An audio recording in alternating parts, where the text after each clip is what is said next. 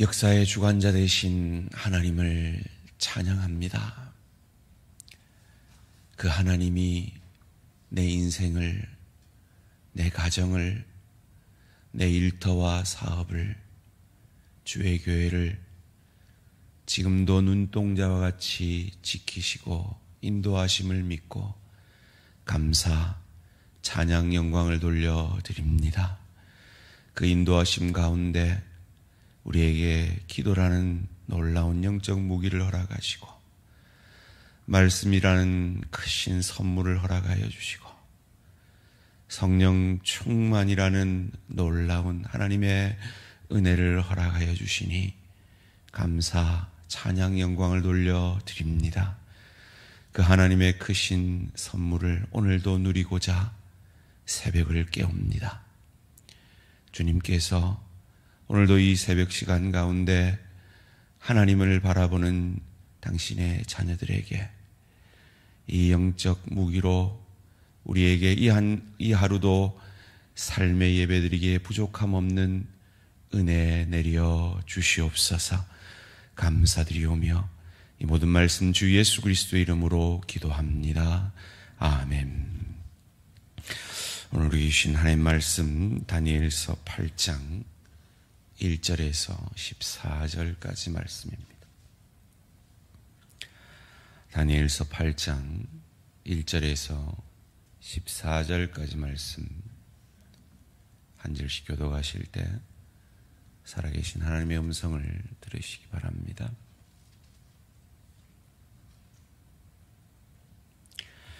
나 다니엘에게 처음에 나타난 환상 후 벨사살 왕 제3년에 다시 한 환상이 나타나니라. 내가 환상을 보았는데 내가 그것을 볼 때 내 몸은 엘람 지방 수산성에 있었고 내가 환상을 보기는 을레 강변에서이니라. 내가 눈을 들어본즉 강가에 두 뿔 가진 숫양이 섰는데 두 뿔이 다 길었으며 그중 한 뿔은 다른 뿔보다 길었고 그 긴 것은 나중에 난 것이더라. 내가 본즉 그 숫양이 서쪽과 북쪽과 남쪽을 향하여 받으나 그것을 당할 짐승이 하나도 없고 그 손에서 구할 자가 없으므로 그것이 원하는 대로 행하고 강하여졌더라. 내가 생각할 때 한 수염소가 서쪽에서부터 와서 온 지면에 두루 다니되 땅에 닿지 아니하며 수염소의 두 눈 사이에는 현저한 뿔이 있더라. 그것이 두 뿔 가진 수장 곧 내가 본 바 강가에 섰던 양에게로 나아가되 분노한 힘으로 그것에게로 달려가더니 내가 본즉 그것이 수장에게로 가까이 나아가서는 더욱 성내어 그 숫양을 쳐서 그 두 뿔을 꺾으나 숫양에게는 그것을 대처할 힘이 없으므로 그것이 숫양을 땅에 엎드러뜨리고 짓밟았으나 숫양을 그 손에서 벗어나게 할 자가 없었더라. 숫염소가 스스로 심히 강대하여 가더니 강대할 때 그 큰 뿔이 꺾이고 그 대신에 현저한 뿔 넷이 하늘 사방을 향하여 났더라. 그중 한 뿔에서 또 작은 뿔 하나가 나서 남쪽과 동쪽과 또 영화로운 땅을 향하여 심히 커지더니 그것이 하늘 군대에 미칠 만큼 커져서 그 군대와 별들 중에 몇을 땅에 떨어뜨리고 그것들을 짓밟고 또 스스로 높아져서 군대의 주제를 대적하며 그에게 매일 드리는 제사를 없애버렸고 그의 성소를 헐었으며 그의 악으로 말미암아 백성이 매일 드리는 제사가 넘긴 바 되었고 그것이 또 진리를 땅에 던지며 자의로 행하여 형통하였더라. 내가 들은즉 한 거룩한 이가 말하더니 다른 거룩한 이가 그 말하는 이에게 묻되 환상에 나타난 바 매일 드리는 제사와 망하게 하는 죄악에 대한 일과 성소와 백성이 내준 바 되며 짓밟힐 일이 어느 때까지 이를꼬 하매 그가 내게 이르되 2300주야까지니 그때 성소가 정결하게 되리라 하였느니라. 아멘. 역사의 주관자이신 하나님, 역사의 주관자이신 하나님이라는 제목으로 잠시 말씀을 나누기 원합니다. 전설에 의하면 다윗 왕은 항상 한 반지를 끼고 다녔다 합니다. 그리고 그 반지에는 이렇게 쓰여 있었다고 하죠. 이것 또한 지나가리라. 이 말은 믿는 사람뿐만 아니라 믿지 않는 사람들에게도 요즘 유행어처럼 쓰여지는 말입니다. 그러나 믿지 않는 사람들이 긍정적 사고방식이나 적극적 사고방식을 통해서 이 어려움도 곧 지나갈 것이다 하는 그 고백과 다윗의 믿는 우리들의 고백은 다른 것이죠. 오늘 다니엘은 또 한 한상을 벨사살 왕 제3년, 그러니까 바벨론이 망하기 10년째 됩니다. 이 다니엘서 1장부터 7장까지는 원문에 아람어로 쓰여져 있습니다. 그리고 8장부터는 히브리어로 쓰여져 있습니다. 당시의 공용어였던 이 아람어로 쓰여졌다는 것은 7장까지는 세계 만방에 이 소식이 알려질 것이 필요했다면 8장부터는 이 히브리인들에게 하나님이 꼭 전해줄 계시가 있었다라고 생각되어집니다. 다니엘이 환상 가운데 이런 것을 보죠. 2절, 내가 환상을 보았는데 내가 그것을 볼 때 내 몸은 엘람 지방 수산성에 있었고 내가 환상을 보기는 을레 강변에서니라. 내가 눈을 들어 본즉 강가에 두 뿔 가진 순양이 섰는데 그 뿔이 다 길었으며 그중 한 뿔은 다른 뿔보다 길었고 그 긴 것은 나중에 난 것이더라. 이 엘람 지방 수산성이라 하면 이후에 메데바사 페르시아 왕국의 수도가 되어지는 곳입니다.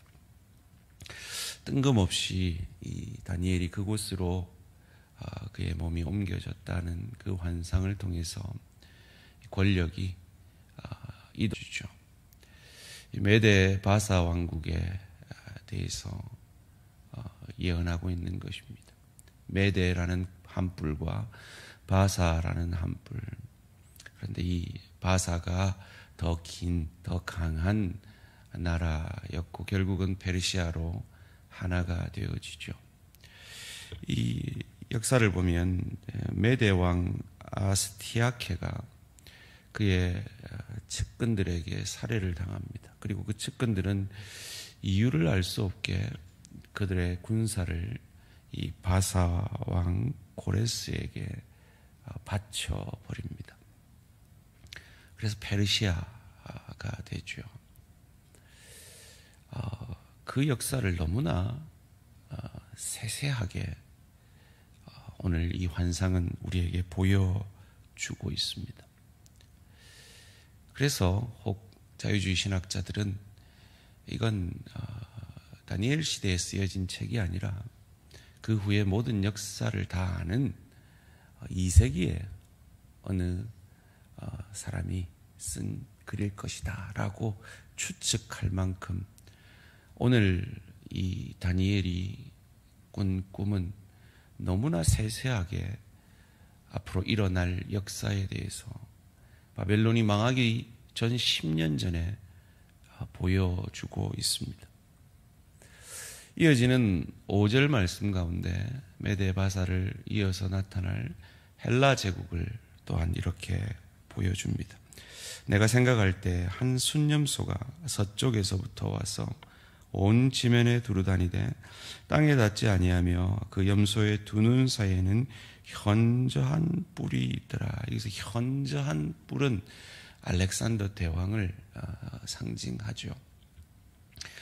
그는 젊은 시절 참으로 더 이상 정복할 땅이 없다라고 울 정도로 놀라운 군사력으로 점령해 갑니다. 그래서 그를 당할 자가 없고 이 페르시아 제국도 이 헬라의 속절없이 망하게 되죠. 영원할 것 같았던 이 알렉산더 대왕의 이 왕국은 너무나 허무하게 모기에게 물려서 말라리아로 33살의 나이에 알렉산더는 생을 달리합니다. 그리고 그의 부하 네 장군이 인도에서 만난 그의 아내와 그 자녀들을 몰살하고 그의 영원할 것 같은 왕국을 네 왕국으로 나누어서 다스리게 됩니다. 그것을 8절에서는 이렇게 말하죠. 순념소가 스스로 심히 강대하여 가더니 강성할 때 그 큰 뿔이 꺾이고 그 대신에 현저한 뿔 넷이 하늘 사방을 향하여 났더라. 이것을 역사에서는 카산더, 리시마쿠스, 셀루커스, 톨레미 왕국으로 말하고 있습니다. 이 헬라 왕국도 전쟁 가운데 우리 성경에 나오는 북방왕이라고 말하는 셀루쿠스와 남방왕이라고 말하는 톨레미로 세력이 재편이 되어집니다. 이 메데바사를 정복한 헬라가 이 네 나라로 나누어져서 치열하게 전쟁할 때에 이 셀루쿠스 왕국의 우리 유대 역사상 가장 악랄한 왕이 등장을 합니다. 그것을 9절 말씀에 이렇게 말합니다. 그중 한 뿔에서 또 작은 뿔 하나가 나서 남쪽과 동쪽과 또 영화로운 땅을 향하여 심히 커지느니, 여기서 한 뿔은 셀루커스 왕국을 얘기하는데 그 작은 뿔 하나는 안티오쿠스 에피파네스 4세를 말합니다. 왜 안티오쿠스 에피파네스 4세가 이 작은 뿔이냐? 이어지는 본문 가운데 이 작은 뿔이 할 일을 이렇게 말하고 있기 때문입니다. 11절 12절 말씀입니다. 또 스스로 높아져서 군대의 주제를 대적하며 그에게 매일 드리는 제사를 없애버렸고 그의 성소를 헐었으며 그의 악으로 말미암아 백성이 매일 드리는 제사가 넘긴 바 되었고 그것이 또 진리를 땅에 던지며 자의로 행하여 형통하였더라. 앞선 7장에서의 그 로마 제국의 한 뿔은 적 그리스도를 상징한다고 하면 이 8장에서의 이 한 뿔은 적 그리스도의 모형으로서의 상징을 해주고 있습니다. 이 안티오쿠스 에피파네스 4세는 어떤 일을 했느냐?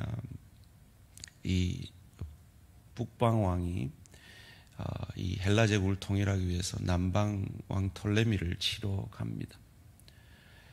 그때 이 남방 왕의 그 유명한 클레오파트라가 로마와 이 외교를 통해서 로마의 원조를 받게 되고 이 안티오쿠스 에피파네스 4세가 남방을 치러 갔을 때 로마 사신을 만나게 됩니다. 그리고 로마 사신이 그에게 동그란 원을 그리게 되고 이 원 밖으로 나가라, 건드리지 말고 가라 라고 모욕적인 태각을 로마가 겁이 나서 하게 됩니다. 그가 이 태각을 하다가 야손이라는 유대 대제사장의 반란 소식을 듣게 됩니다. 가뜩이나 화가 나 있는 이 안티오쿠스 에피파네스 4세가 그 군사력을 가지고 예루살렘으로 쳐들어오죠. 그리고 예루살렘을 초토화시키고 그 성막을 회파합니다. 성전을 회파하고 이스라엘 백성들이 저주시하는 돼지 피를 그 성전에 뿌리고 돼지 기름으로 그 성막을 밝히는 불들을 밝히고 제우스 신당을 그 성막에 세우고 유대인들에게 고세율을 매기고 이 성전 제사를 하는 사람들을 고발하게 만들어서 죽이고 하는, 정말 유대 역사상의 가장 악랄한 짓을 이 안티오쿠스 에피파네스 4세가 저지릅니다. 그 일이 있기 수백 년 전에 다니엘이 예언을 하고 있습니다. 그리고 이어지는 본문 가운데 두 천사가 이것이 언제 회복되는가를 대화 가운데 묻습니다. 거기에 대한 답이 14절 말씀 가운데 나옵니다. 함께 읽습니다. 시작. 그가 내게 이르되 2300주야까지니 그때 성소가 정결하게 되리라 하였느니라. 아멘. 유대 역사 가운데 유대인들이 지금도 기념하고 있는 이 하스몬 가문의 마따디아와 마카비 가문에서 독립운동이 일어나죠. 그래서 3년 55일 만에 이 성전이 회복되어지고 안티오쿠스 에피파네스 4세는 죽임을 당합니다.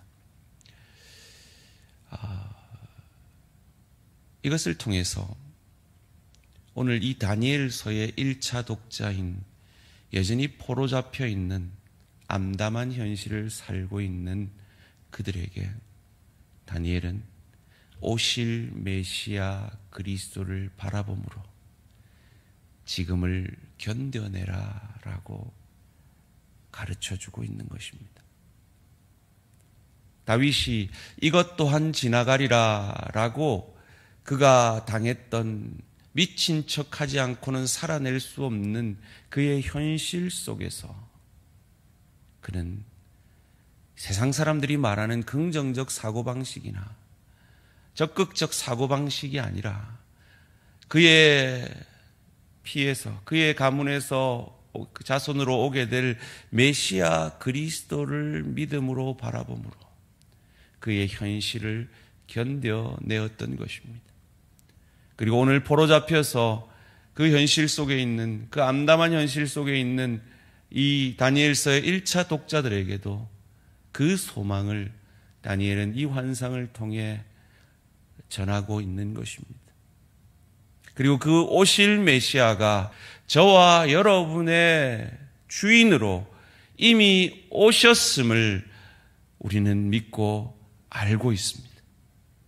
그러기에 오늘 저와 여러분이 겪고 있는 가정에서의, 일터에서의, 주의 교회를 섬길 때에 때로 힘들고 어려운 우리의 현실 가운데서도 이것 또한 지나가리라. 아니, 이미 우리 안에 이루신 그 구원을 이루신 메시아 그리스도가 우리 안에 계시기에 결코 우리에게는 저주가 없고 오히려 이 시간들을 통하여서 우리의 영혼을 보내게 될 저 천국을 누리고 즐길 수 있는 실력자로, 인격자로 하나님이 우리를 빚어가시고 우리를 준비시켜 가시고 우리에게 그 영적인 축복을 허락하심을 믿으시기를 주님의 이름으로 축원합니다. 그러기에 우리는 오늘 이 시간들을 견뎌낼 수 있는 것입니다. 그냥 견디는 것이 아니라 주님께서 우리에게 주의 뜻을 이루셨기에 항상 기뻐하고 쉬지 말고 기도하고 범사에 감사하는 그 하나님의 명령일 뿐만 아니라 우리 안에 구원을 시작하신 그 하나님이 반드시 이루겠다고 하는 그 약속으로서의 말씀을 붙들고 우리는 오늘 우리의 현실 가운데, 어려운 시간들 가운데, 육신의 어려움 가운데, 경제적 어려움 가운데, 관계적 어려움 가운데 나를 나보다 더 사랑하시는 내 하나님 아버지께서 오늘 이 시간을 내게 허락하셨다면 이 시간을 통해 오실 메시아를 그들로 바라봄으로 견뎌내라고 말씀하시는 그 예언의 명령이 이미 내 안에 이루어졌음을 믿고 감사함으로 그 현실이 아니라 내 안에 구원을 이루신 그 주님을, 그 하나님을, 그 주의 영이신 성령으로 충만함을 받아 영적 무장으로 승리하는 저와 우리 모든 성도님들 되시기를 주님의 이름으로 축원합니다. 우리는 다니엘서를 보면 다니엘서의 주제인 오실 메시아를 바라봄으로 현실을 견뎌내라라는 이 주제를 외면한 채 세상 사람들처럼 다니엘 봐라, 예수님 잘 믿으니까 하나님 믿고 의지하니까 이렇게 총리처럼 높아지지 않았느냐, 이런 식으로 이 다니엘서를 해석을 하는 경우가 많습니다. 그런데 생각해 보십시오. 하나님 믿었던 다니엘은 총리예요. 그런데 하나님 안 믿는 그들은 왕이에요. 그 왕들이 오늘 본문에 형통해요. 세상은 그래요. 세상적으로 우리가 받는 축복을 해석하려면 해석할 방법이 없어요. 예수 믿는 우리에게 왜 이런 육신의 연약이 옵니까? 예수 믿는 우리에게 왜 이렇게 경제적으로 어렵고 자녀의 어려움이 있고 육신의 어려움이 있고 관계의 어려움이 있습니까? 해석할 수 없는 그런 현실들을 우리는 맞닥뜨립니다. 그것을 세상적으로 해석해서는 안 됩니다. 오실 메시아 그리스도를 바라봄으로, 우리 안에 이루신 그 구원을 바라봄으로 그 시대를 견뎌내었던 그 포로 잡혀와서도 그 바벨론 강가에서 성소를 바라본 그 이스라엘 백성들의 자기 십자가 지고 묵묵히 걸어갔던 그 십자가의 그 길을 나도 다니엘처럼, 나도 다니엘 이의 예언을 듣고 견뎌내었던 그 포로 잡혀온 유대 백성들처럼 오늘 내 육신의 연약을, 오늘 내 경제적 어려움을, 내 관계의 어려움 속에서 나를 나보다 더 사랑하시는 하나님이 오늘도 일하심을 믿고 내 안에 이루신 그 구원의 완성을 위하여 허락하신 환경과 사람임을 믿고 그 주님의 합력하여 선을 이루심을 믿고 우리가 방금 찬양으로 고백한 대로 영광 빛난 곳을 주 허락했으니 그 허락하신 곳을 늘 사모합니다. 끝까지 쉬지 않고 주 따라가리니 주 넓은 사랑으로 인도하소서. 이 믿음의 고백을 내가 받은 가장 큰 축복임을 믿으시고 주님 맡기신 그 십자가 지고 끝까지 믿음의 길을 걸어가시는 저와 우리 모든 성도님들 되시기를 주님의 이름으로 축원합니다. 살아계신 하나님 감사합니다. 세상 믿지 않는 사람들의 형통함과 부와 떵떵거리고 잘 삶을 시편 기자가, 하박국 선지자가 보고 이해할 수 없는 그 현실 앞에서 하나님의 놀라운 구원의 역사, 부흥케 하시는 역사, 70년 포로 생활 이후에 다시 돌아오게 하시는 역사, 그 메시아 그리스도로 말미암아 그들에게 완성될 그 구원의 역사를 바라보아 참으로 현실적으로는 도저히 불가능한 그 고백을 만들어내시는 그분이 우리가 믿는 하나님이시기에 무화과 나무가 풍성치 못하며 포도나무에 열매가 없으며 감람나무에 소출이 없고 우리의 양이 없고 외양간 소가 없는 그 현실 속에서도 여호와로 즐거워하며 구원의 하나님으로 기뻐했던 그 믿음이 오늘 우리의 믿음이 되어질 수 있도록 주님 도와 역사하여 주시옵소서. 그 믿음의 끝에는 이 하루살이 같은 인생을 마치고 그 영원한 천국을 누리고 즐길 수 있는 실력의 인격에 그 나라의 주인이신 예수 닮아가는 놀라운 축복이 기다리고 있기에 하나님은 오늘도 우리에게 내가 원치 않는 사람을 만나게 하시고 원치 않는 현실 가운데서 믿음으로 그리스도 예수 닮아가게 하심을 믿고 그 합력하여 선을 이루시는 하나님을 바라보며 오늘 하루도 가정에서, 일터에서, 주의교회에서 그리스도 예수 닮아가는 삶의 예배에 승리하는 우리 모든 대한가족들 되어질 수 있도록 복 내려 주시옵소서. 감사드리오며 이 모든 말씀 주 예수 그리스도 이름으로 기도합니다. 아멘. 하늘에 계신 우리 아버지여, 이름이 거룩히 여김을 받으시오며 나라가 임하시오며 뜻이 하늘에서 이루어진 것 같이 땅에서도 이루어지이다.